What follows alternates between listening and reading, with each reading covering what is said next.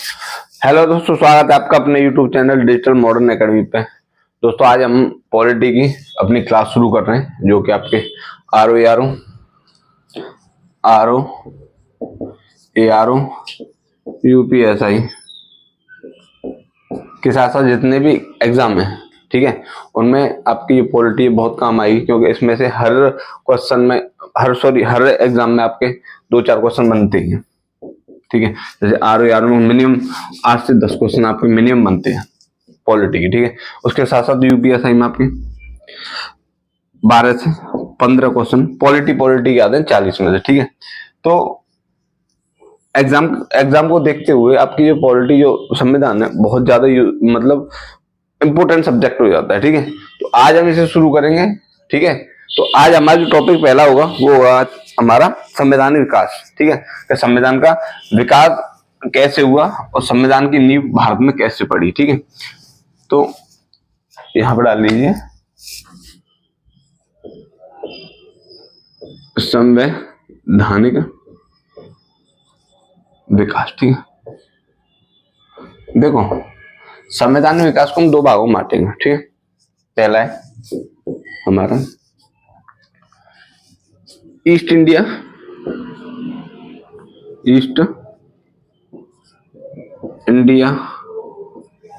ठीक है, east India company के अंतर्गत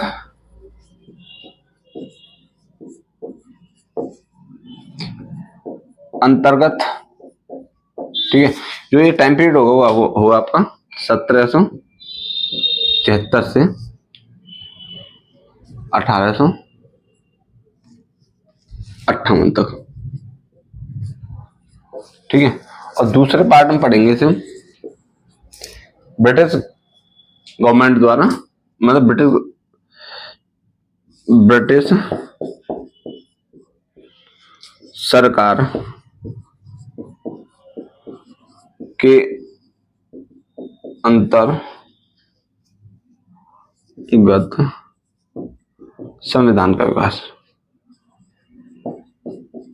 संविधान का विकास,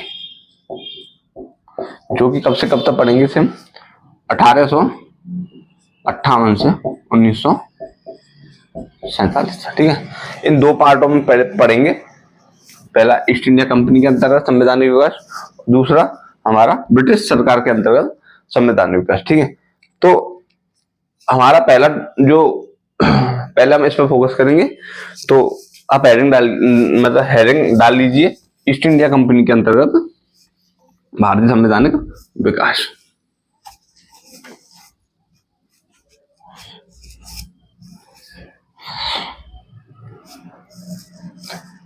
यहाँ पर तो वैसे रहने दो, कोई दिक्कत नहीं, पहले तो मैं समझाऊंगा।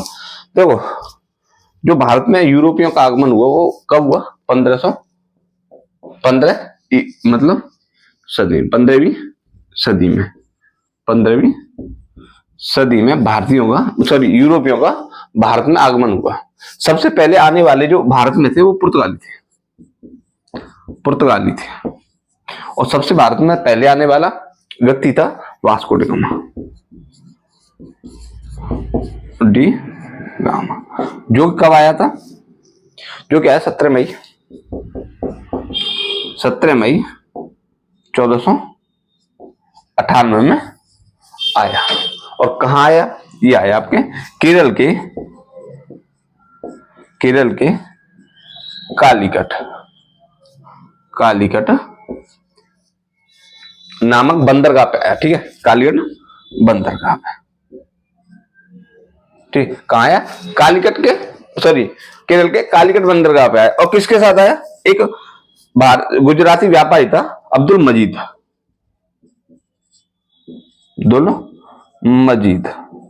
ठीक है, इसके साथ भारत में सबसे पहले आया। ठीक है, अब बात ये होती है कि आया तो कम 1498 में, लेकिन क्या वो ये तुरंत ही कुछ दिन बाद चला गया, फिर दोबारा आया 1502 में। एक्चुअली बात ये थी कि जब जो यूरोपियों से आने से पहले सबसे ज्यादा व्यापार हमारे भारत से होता था अरबों से। किससे? अरबों से। क्यों? क्योंकि एक तो पास के क्षेत्र थे, दूसरी बात यहाँ के जो रास्ते थे वो स्थलीय मार्ग थे, ठीक है, इनको परेशानी नहीं होती थी व्यापार करने में। लेकिन जो यूरोपियों के साथ व्यापार तो होता था, लेकिन स्थल मार्ग से होता था, ना कि समुद्री मार्ग से, क्योंकि समुद्री मार्ग से तब तक कोई समुद्री मार्ग की खोज हुई नहीं थी। कहां से होता था? स्थल मार्ग से। अब स्थल मार्ग से तो व्यापार होता था, साथ ही साथ चीजें ऐसे हो गई क्योंकि इन्हें टैक्स बहुत देना पड़ रहा था। स्थल मार्ग से इतना देना पड़ रहा था, इन्हें कुछ बच तो रहा था, लेकिन इतना ज्यादा प्रॉफिट कमा नहीं रहे थे अपने व्यापार के थ्रू। तो होता ही है कि अब इन्होंने व्यापारिक आपके व्यापार के लिए, अपने व्यापार के लिए समुद्री मार्गों की खोज करना शुरू कर दिया। तो सबसे पहले हमने बताया कौन आया था? वास्को डी गामा, ठीक है। किसके कहां पे आया? कालीकट, केरल कालीकट में। किसके साथ आया? अब्दुल मजीद के साथ, ठीक है। यहां तक समझे। अच्छा, एक पूछ लेते हैं कि कालीकट के उस टाइम पे जो शासक था, जो राजा था, वो कौन था? जमोरिन था। जमोरिन कौन था? जमोरिन। अच्छा, नोट कर सकते हो, ऐसी कोई बात नहीं। कौन था? जमोरिन नाम का एक शासक था जो कि यहाँ पे शासन करता था। अच्छा, जो वास्को डी गामा थे, उन्होंने क्या किया, यहाँ से इनसे व्यापार करने का एक अधिकार ले लिया कि हम यहाँ पे व्यापार कर सकते हैं। इन्होंने बोल दिया कोई बात नहीं, आप यहाँ पे व्यापार करो। क्योंकि क्या था कि हमारे जो शासक थे वो थोड़े लालची टाइप के थे, तो यहाँ से चीजें ये देते थे, ये उसके लालच में हमारे यहाँ पे व्यापार करने देते थे। अब होता ये है कि यहाँ पे यूरोपियों का व्यापार तो शुरू हो गया, लेकिन प्रॉब्लम होने लगी अरबों को, क्योंकि इनके दो घाटे हो रहे थे। एक तो व्यापार में कमी हो रही थी, दूसरी बात जो टैक्स दे रहे थे, जो यूरोपियन टैक्स दे रहे थे, उसमें कमी आ रही थी। तो इन्होंने क्या किया, यहाँ विद्रोह किया और वास्को डी गामा को यहाँ से भगा दिया, ठीक है। होता ही है कि 1502 में फिर वास्को डी गामा आता है अपनी पूरी शक्ति के साथ, ठीक है। अब यहां से आ गया। इसके बाद क्योंकि अब इससे ज्यादा पढ़ेंगे तो फिर हिस्ट्री का टॉपिक हो जाएगा, बस ऊपर ऊपर समझो कि कैसे हमारे संविधान विकास हो, ठीक है। अब इसके बाद आते हैं डच। कौन? डच। ये कब आते हैं आपके? डच आते हैं आपके 1596 में। कब? 1500 डच आते हैं आपके 1596 में। कब? 1596। फिर आते हैं अंग्रेज, ठीक है। अंग्रेज के बाद फिर आते हैं आपके डेनिश के साथ आपके फ्रांसीसी। तो ऐसे ये लोग भारत में अपनी एंट्री करते हैं। अब क्या होता है, देखो यहाँ पे एक, अब अंग्रेजों का कैसे सीन था, यहां तक आपको समझ में आ गया। अब यहां से आगे पढ़ते हैं अंग्रेजों के बारे में, क्योंकि यूरोपियों का आगमन हो गया, फिर हमारे डच आए, अंग्रेज आए। अब इसके बाद अंग्रेजों, क्योंकि हमारे जो संविधान विकास में सबसे ज्यादा भूमिका है वो अंग्रेजों की है, ठीक है। अंग्रेजों की भूमिका अंग्रेजों की है, ठीक है। क्योंकि अच्छा, एक और बात ध्यान रखना कि जो पुर्तगाली सबसे पहले भी आए थे और सबसे बाद में भी पुर्तगाली, अंग्रेजों के बाद ही पुर्तगाली गए थे। इस बात को, पुर्तगाली अंग्रेजों के बाद गए थे, अंग्रेजों से पहले आए थे। तो अब बात करते हैं अंग्रेजों की।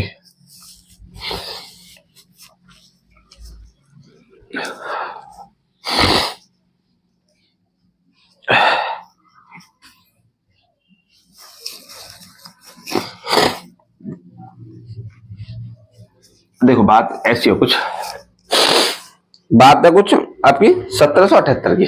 कब की? 1778 की बात है। होता ही है, एक व्यापारिक जहाज था, ठीक है। व्यापारिक जहाज था जो जा रहा था आपके लिस्बन, ठीक है। लिस्बन जाने वाला व्यापारिक जहाज था जो कि व्यापार करके जा रहा था। क्या होता है, एक अंग्रेज व्यापारी होता है, या लुटेरा बोल दो उसे, फ्रांसिस ड्रेक। कौन सा? फ्रांसिस ड्रेक नामक एक व्यापारी लुटेरा होता है, ठीक है। इसने क्या किया, इस जहाज को, ये देखो जहाज है, ये आपका जहाज जा रहा है, इसको क्या किया, लूट लिया। इसको लूट लिया। अब लूटने के बाद धन तो इन्होंने लूटा, जितना इन पर हो सका, जो भी चीज थी इन्होंने लूट लिया। अब होता क्या है, इसमें मिलता है इनको भारतीय रास्तों का, जो आपके जो भारत का जाने का रास्ता है, समुद्री मार्ग का रास्ता, उसका एक नक्शा मिल गया है इसको। किसको? फ्रांसिस ड्रेक को। अब इसने क्या किया, ये तुरंत वहां से पूछ करता है और कब 1599 में भारत का रास्ते की क्या कर लेता है, खोज, और भारत में आ जाता है। आता है, ऐसा नहीं है, लेकिन यहाँ पर कुछ टाइम रुकता है, ज्यादा टाइम नहीं रुकता, कुछ टाइम यहाँ की गतिविधियों को देखता है। अब ये देखता है कि यहाँ से जो व्यापार हो रहा है वो बहुत कम दामों पे हो रहा है, कम है, ठीक है, कितने, बहुत कम दामों पे हो रहा है, और यूरोप में इसकी जो कीमत है बहुत ज्यादा मिल रही है। कितनी, बहुत ज्यादा मिल रही है, मतलब 100 गुना से, ठीक है। अब यहां से ये भाई साहब निकलते हैं सीधे यूरोप, और 31 दिसंबर, कब, 31 आपकी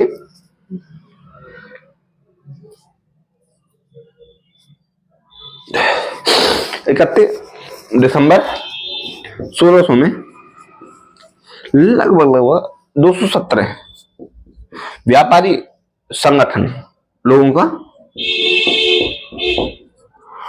का संगठन होता है, जो कि महारानी एलिजाबेथ प्रथम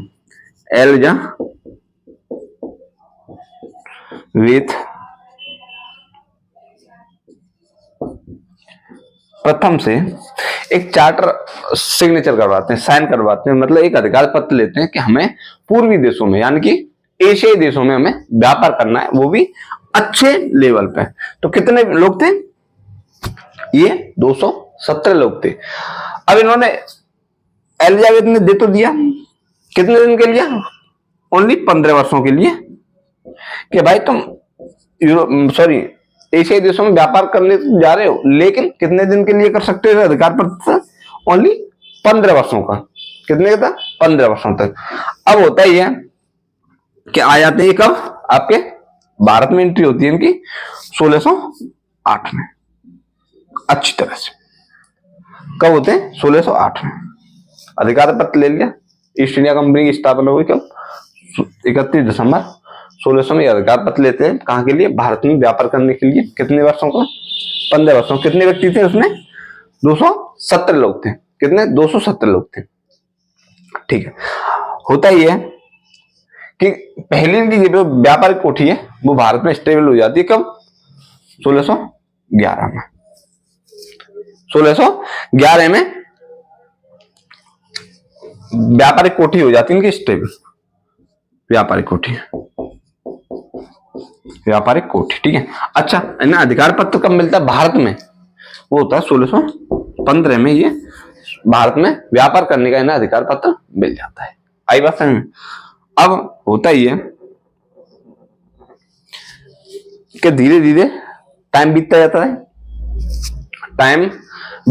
है। अगर किसी को नोट करना है तो अपने हिसाब से नोट्स बना लेना, क्योंकि पॉलिटी एक ऐसा सब्जेक्ट है जिसमें लिखने से ज्यादा समझने की बात होती है। क्योंकि मैंने आपको समझाया, तो उस हिसाब से पहले आप समझो, उसके बाद अपने हिसाब से नोट्स बनाना, जो भी बनाओ। तो होता ही है, देखो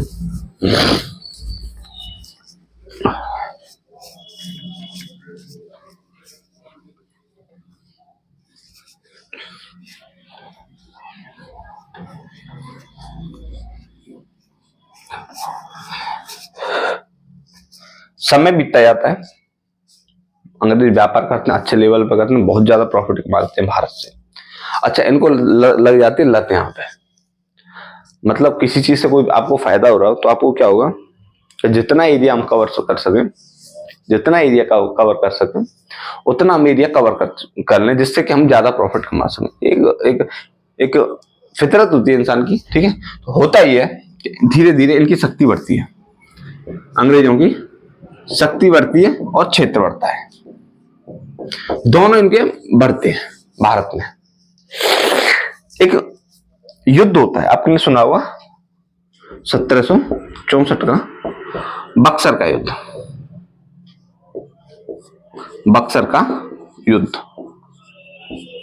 क्या होता है, बक्सर का युद्ध होता है।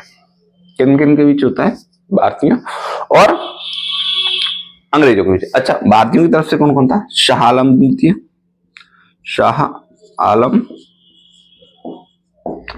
द्वितीय।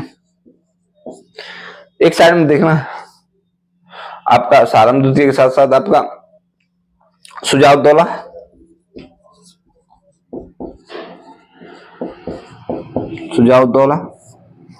ठीक है, जो कि कहाँ था, अवध का नवाब था। ठीक है, ये कौन था, मुगल सम्राट।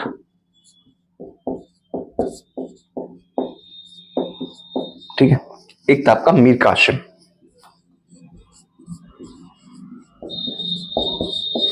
एक साइड में ये थे और दूसरी साइड में थे कौन, अंग्रेज। कौन थे, अंग्रेज थे। आई बात समझ।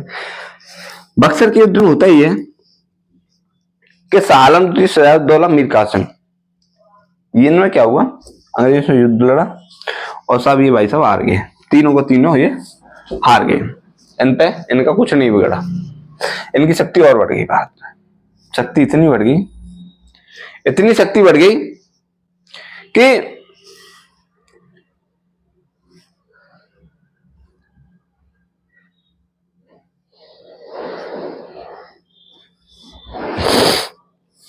इतनी शक्ति बढ़ गई इनकी कि अब ये चाहें तो, मतलब मेरा मतलब ये है कि इनकी शक्ति बढ़ गई और 1763 में आपकी एक संधि होती है, कहां की, इलाहाबाद की।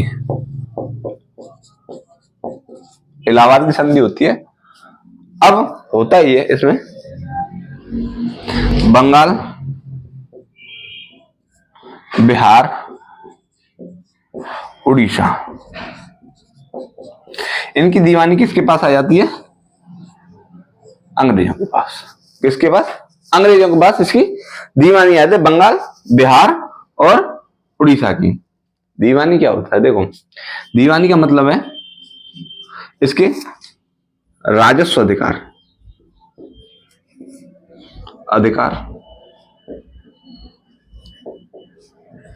इसके राजस्व अधिकार, इसके न्यायिक अधिकार,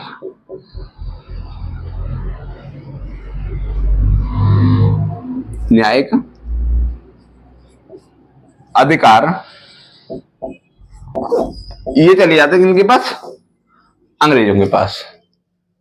राजस्व अधिकार, न्यायिक मतलब टैक्स वसूलेंगे तो अंग्रेज वसूलेंगे, और अगर वहां पे कुछ घटना के न्याय देना हो तो क्या होगा, न्यायिक अधिकार भी किसको, कौन देगा, अंग्रेज देंगे। यहां तक कहानी चलती रही, भारत का बहुत बड़ा हिस्सा अंग्रेजों ने अपने अंडर कर लिया, अपने अधिकार में ले लिया। ठीक, अब होता ही है कि जो ईस्ट इंडिया कंपनी थी, ईस्ट इंडिया कंपनी थी आपकी, होता ही है अब भाई अंग्रेजों की शक्ति बढ़ गई। अब ये व्यापारिक और राजनीतिक दोनों हाथ से भारत में अच्छे लेवल पर करने लगे, यानी कि अब भारतीयों की यहाँ पर शक्तियां थोड़ी कम होने लग गई और अंग्रेजों की शक्तियां बढ़ गई। अब जो ईस्ट इंडिया कंपनी के जो कर्मचारी थे, अब इनमें क्या हुआ, इनमें होने लग गई फूट मतलब मेरा मतलब फूट से मतलब कि इन लोगों ने क्या किया, अपने निजी व्यापार शुरू कर दिए। निजी व्यापार ऐसे शुरू कर दिए कि ईस्ट इंडिया कंपनी पर देना कर दिया इन्होंने ध्यान कम, और अपने पर्सनल व्यापार करने शुरू हो गए, जिससे क्या हुआ, ईस्ट इंडिया कंपनी को घाटा होने लग गया। क्या घाटा, ईस्ट इंडिया कंपनी को घाटा होने लग गया। ईस्ट इंडिया कंपनी को घाटा होने लग गया तो इसकी भनक लगती है किसको, अंग्रेज सरकार को, यानी ब्रिटिश सरकार को। ठीक है, क्यों कंपनी में घाटा होने लगेगा सरकार को, क्योंकि इसको भी टैक्स मिलता था यहाँ पे, किससे, कंपनी से, कंपनी के लोगों से। ठीक है, अब होता ही है कि जो यहाँ के व्यापार, जो ये थे ईस्ट इंडिया कंपनी के जो कर्मचारी थे, इन्होंने धांधली ईस्ट इंडिया कंपनी शुरू करने लगी, क्योंकि भाई जब कंपनी के लिए व्यापार न करके ये किसके लिए कर रहे थे व्यापार, अपने लिए कर रहे थे। अब तो फिर अंग्रेज सरकार को भी दिक्कत होने लगी कि भाई इन्हें राजनीतिक अधिकार मिल गए, और राजनीतिक अधिकार में इतने हस्तक्षेप करने लगे कि जिसका कोई अंदाज नहीं। अब होता ही है कि एक एक्ट आता है, मतलब सरकार एक दस्तावेज भेजती है कि भाई अब कंपनी में बहुत ज्यादा धांधली होगी, बहुत ज्यादा इन्होंने लूट खसूट कर ली, तो इसके लिए क्या करें, सरकार ने क्या किया, एक एक्ट पारित किया जिसे बोलते हैं चार्टर एक्ट 1800 सॉरी एक एक्ट पास किया, रेगुलेटिंग एक्ट, रेगुलेटिंग एक्ट 1773। आपने सुना होगा बड़े अच्छे से। धांधली होने लग गई अब भाई, सरकार को दिक्कत होगी कहीं पे भी जहां से आपको पैसा आ रहा, प्रॉफिट हो रहा है, क्योंकि जो ये थे बहुत ज्यादा प्रॉफिट कमा रहे थे यहाँ के जो व्यापारी थे, ठीक है। तो अब कंपनी को घाटा होने लग गया तो प्रॉब्लम होने लगी सरकार को। सरकार ने एक एक्ट जारी किया, एक लिखित दस्तावेज जिसे बोलते हैं, क्योंकि संविधान की शुरुआत स्पेशली यहीं से हुई थी, क्योंकि पहला लिखित दस्तावेज था रेगुलेटिंग एक्ट, जिसके द्वारा कंपनी शासन या व्यापार करेगी। किसके द्वारा? रेगुलेटिंग एक्ट के द्वारा। मतलब मेरा ये है कि जो जिस हिसाब से रेगुलेटिंग एक्ट में प्रावधान लिखे थे उसी हिसाब से क्या हुआ, आपकी जो कंपनी है व्यापार करेगी और राजनीति करेगी आगे। मतलब राजनीति के साथ साथ व्यापार जो भी है वो कंपनी अब किसके अंडर करेगी, किसके द्वारा? रेगुलेटिंग एक्ट के द्वारा। तो अब यहां से नोट करना शुरू किए। अब मैं पॉइंट वाइज लिखूंगा। पहला देखो कि ईस्ट इंडिया कंपनी के लिए, इंडिया कंपनी के लिए यह प्रथम लिखित दस्तावेज था। क्या था? प्रथम लिखित दस्तावेज। साथ ही साथ इसके साथ क्या हुआ,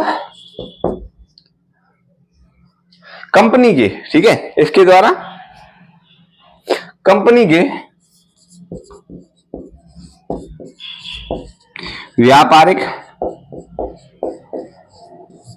एवं राजनीतिक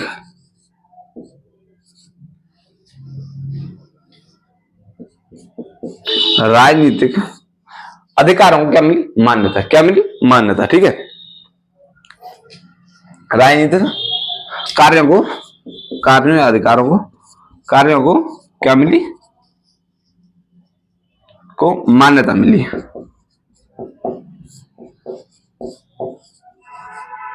ठीक है, क्या हुआ? कंपनी के व्यापारिक एवं राजनीतिक कार्यों को मान्यता मिली, और यह ईस्ट इंडिया कंपनी के लिए प्रथम लिखित दस्तावेज था। आई बात समझ? अच्छा, इसी के द्वारा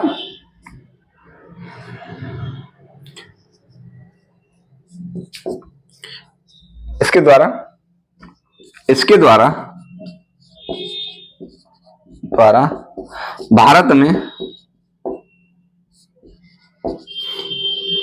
भारत में केंद्रीय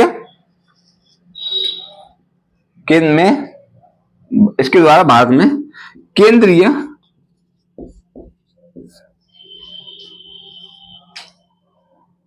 शासन की नींव डली।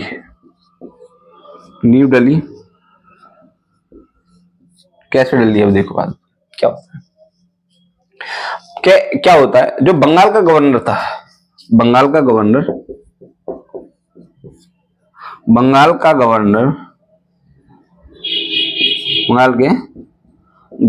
को क्या कर दिया? गवर्नर जनरल बना दिया। क्या कर दिया? बंगाल के गवर्नर को बंगाल का गवर्नर जनरल बना दिया गया। प्रथम गवर्नर जनरल थे आपके कौन? Warren Hasting. कौन? Warren Hasting. प्रथम गवर्नर जनरल कौन थे आपके? Warren Hastings.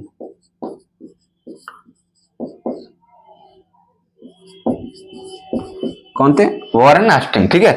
अब होता ही है कि जो बंगाल के गवर्नर को गवर्नर जनरल बना दिया। कौन बना दिया? गवर्नर जनरल बना दिया। कौन थे पहले गवर्नर जनरल? वो थे आपके जनरल वारेन हास्टिंग, ठीक है। कौन थे? General Warren Hastings. अब साथ ही साथ क्या हुआ, जो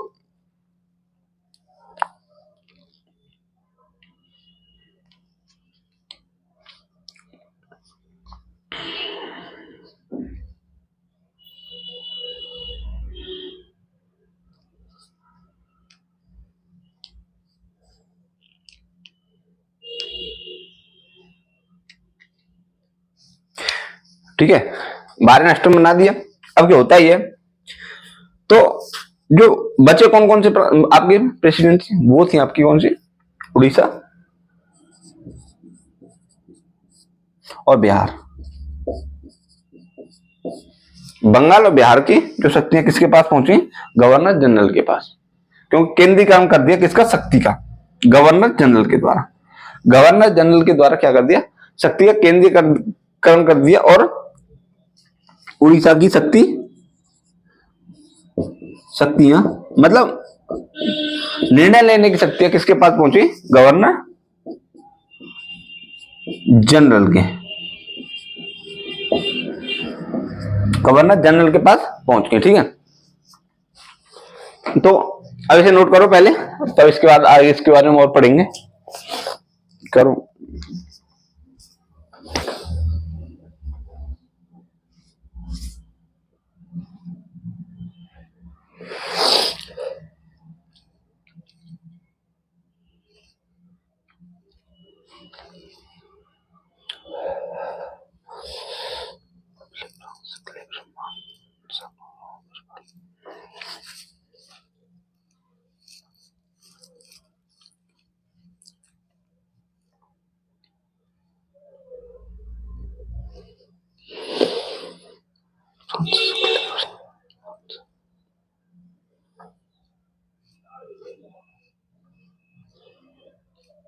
हो गया नोट।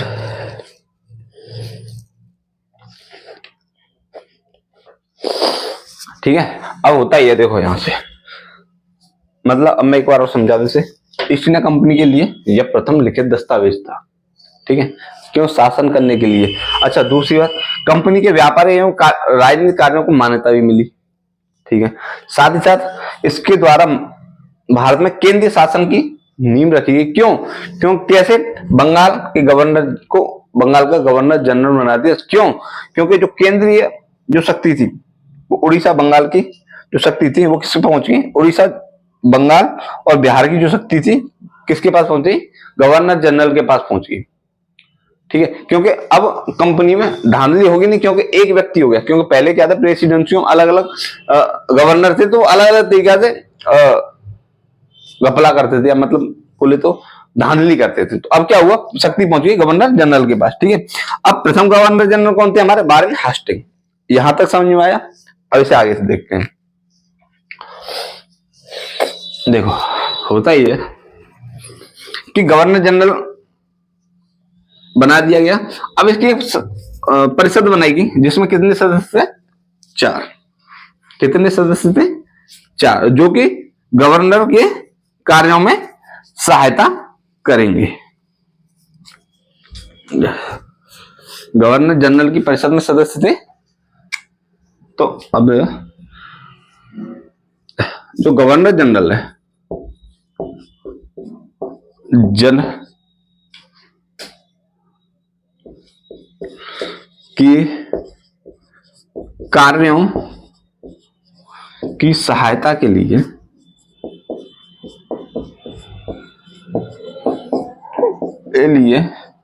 चार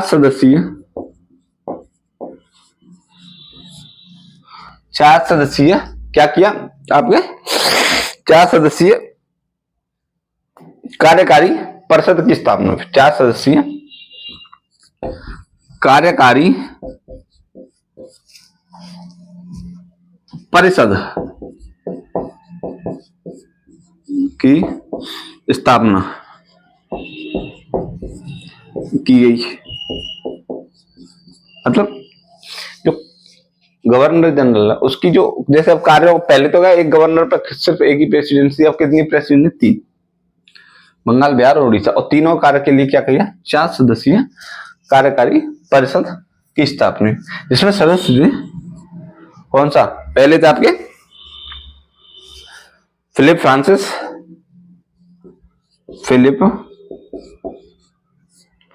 फ्रांसिस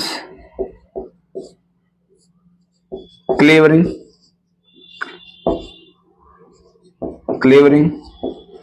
मैनसन, और एक थे आपके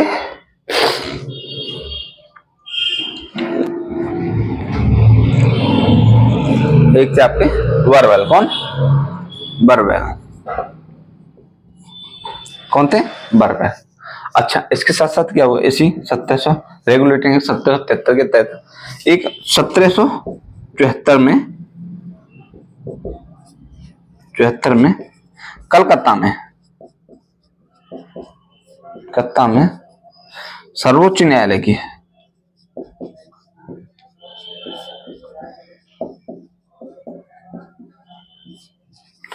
स्थापना हुई।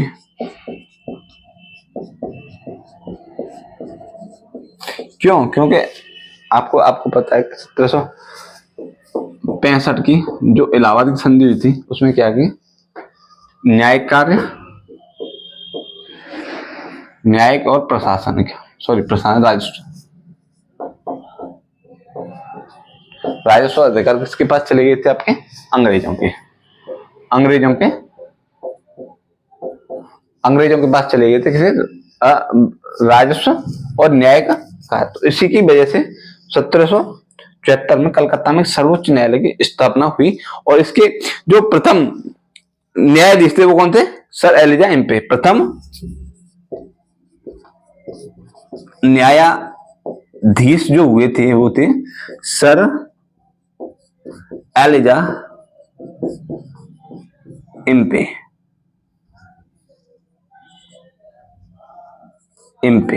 कौन थे?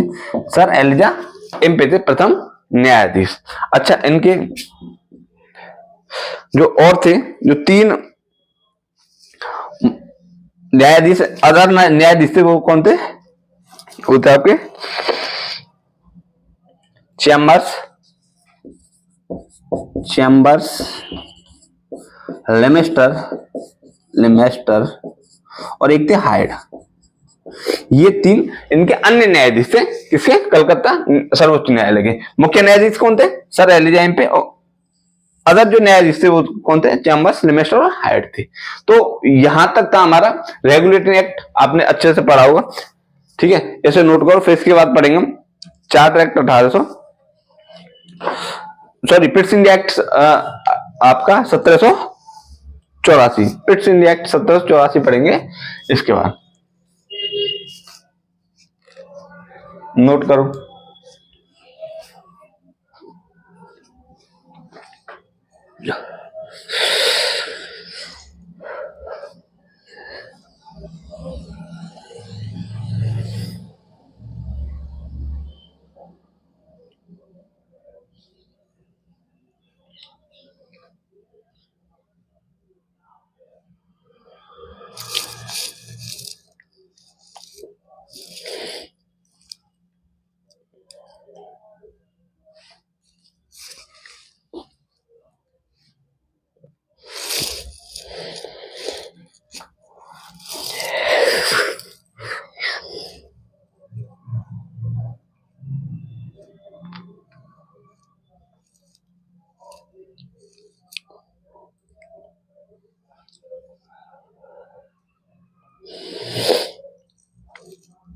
हो गया?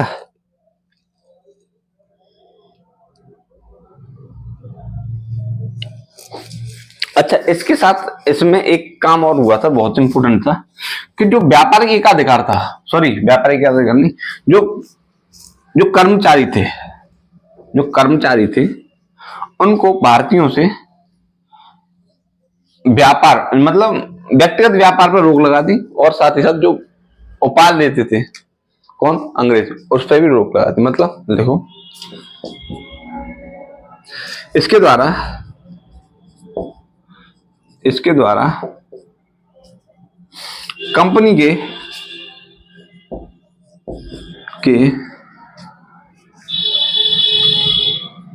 सदस्यों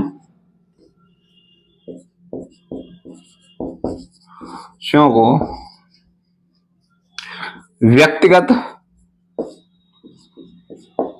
व्यापार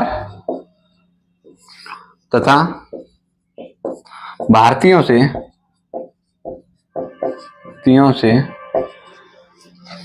उपहार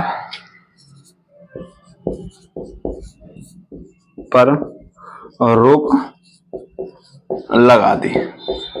ठीक है, ये काम हुआ इस रेगुलेटिंग एक्ट 1773 के द्वारा। अब पढ़ेंगे प्रिंसिंग एक्ट 1784। जिसने नोट नहीं किया इसे नोट कर लो।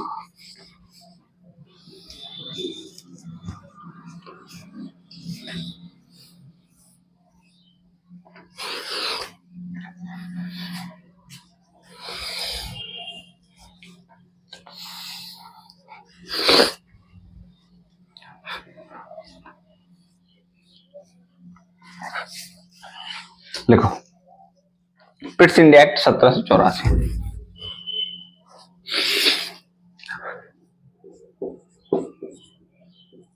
Pitt's India act 1784। देखो इसमें क्या होता है, सबसे मुख्य बात होती है इसमें कि भारत में स्वच्छ शासन की स्थापना कैसे। भारत में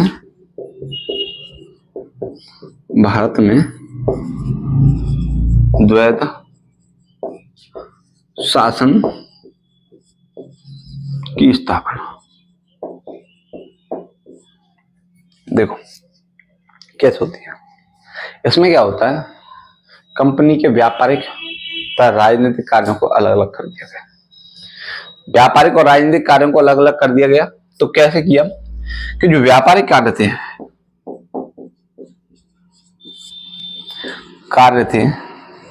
वो कर दिए निदेशक बोर्ड के अंतर्गत कर दिए।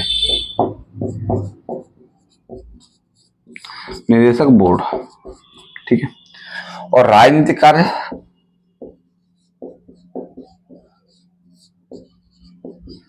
किसके अंतर्गत है, नियंत्रण मंडल के। नियंत्रण मंडल के इसमें सदस्य होते थे 6 नियंत्रण मंडल में। इसमें जो सदस्य होते थे ये होते थे आपके कंपनी के, और इसमें जो सदस्य होते थे ये होते हैं ब्रिटिश गवर्नमेंट के। ब्रिटिश गवर्नमेंट के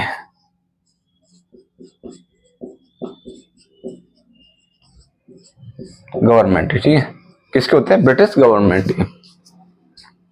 तो अब क्या हुआ, राजनीतिक और व्यापारिक कार्य दोनों कर दिए अलग अलग। अब इधर से व्यापारिक कार्यों पर किसका शासन होने लग गया, निदेशक बोर्ड का, और राजनीतिक कार्यों पर नियंत्रण मंडल का। तो इसी को क्या बोला गया, द्वैध शासन। मतलब एक राज्य में दो बॉडीज काम करने लगी, जैसे एक व्यापारिक कार्य के निदेशक बोर्ड और दूसरा नियंत्रण मंडल। ये था आपका द्वैध शासन। अच्छा, इसके साथ साथ इसमें हुआ क्या, नोट कर लेना, वो भारत में द्वैध शासन का ही ये मैंने एक्सप्लेन किया है यहाँ पे, ठीक है। अब इसमें क्या हुआ, मुंबई और मद्रास की प्रेसिडेंसियां किसके अधीन कर दी, गवर्नर जनरल के,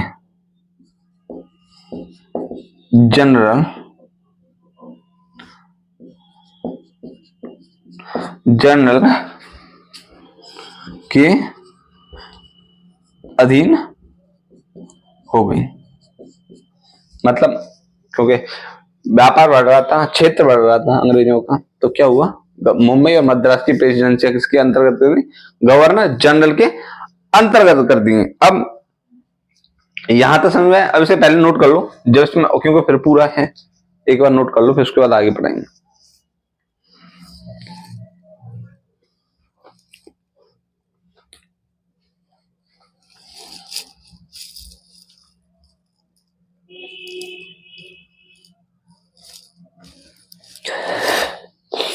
वैसे देखा है इसमें एक और है पॉइंट, एक है क्या जो आपके जो थे भारत में नियुक्त अधिकारियों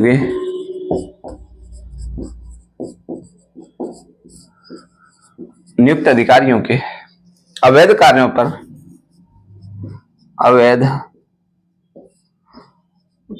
पर मुकदमा चलाने के लिए चलाने के लिए क्या हुआ, इंग्लैंड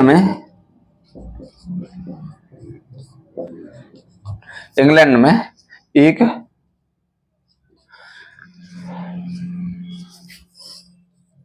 कोर्ट की स्थापना की गई।